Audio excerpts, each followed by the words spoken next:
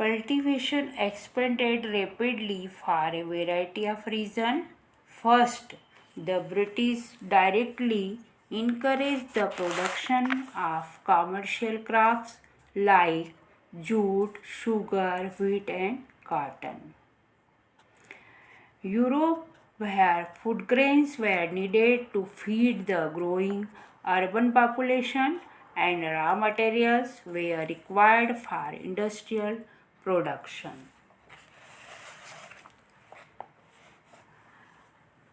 अंग्रेजी शासनकाल में खेती में तेजी से फैलाव आया। इसके कई कारण थे।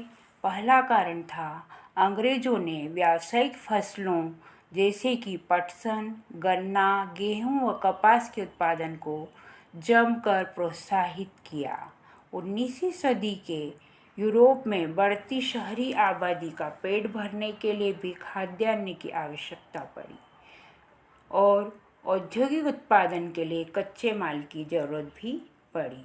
लिहाजा इन फसलों की मांग में इजाफा हुआ।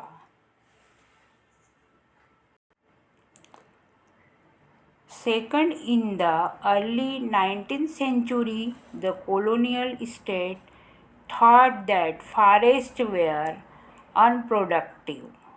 They were considered to be wilderness that had to be brought under cultivation so that the land could yield agricultural products and revenue and enhance the income of the state.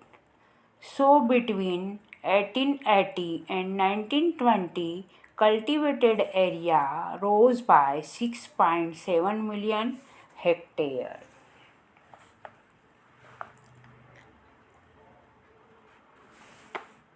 दूसरी वजह यह थी कि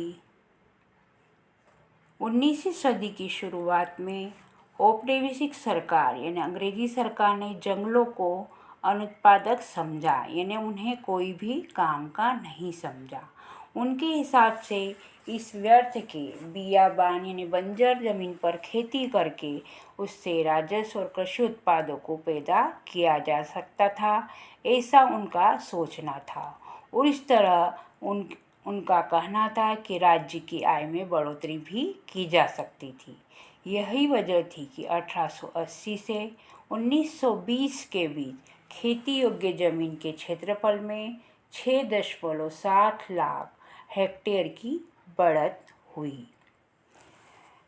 We always see the expansion of cultivation as a sign of progress, but we should not forget that for land to be brought under the plow, forests have to be cleared.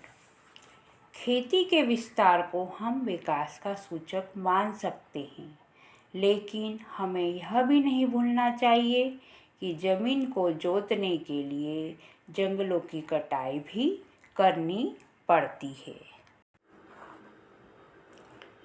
The absence of cultivation in a place does not mean the land was uninhabited.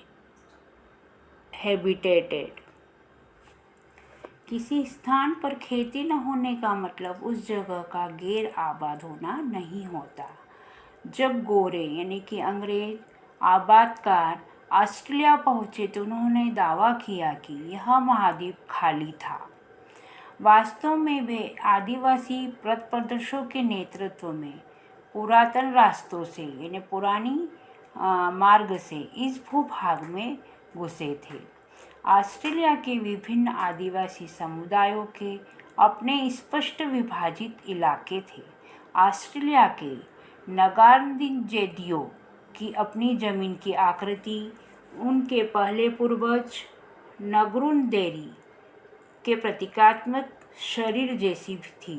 यह जमीन 5 अलग अलग प्राकृतिक प्रदेशों जैसे कि खारे पानी, झीलों, झाड़ियों, रेगिस्तानी मैदानों, नदी तटीय मैदानों को अपने में समेटे हुई थी, जो अलग अलग सामाजिक आर्थिक ज़रूरतों को पूरा किया करती थी। The idea that Uncultivated land had to be taken over and improved was popular with colonizers everywhere in the world.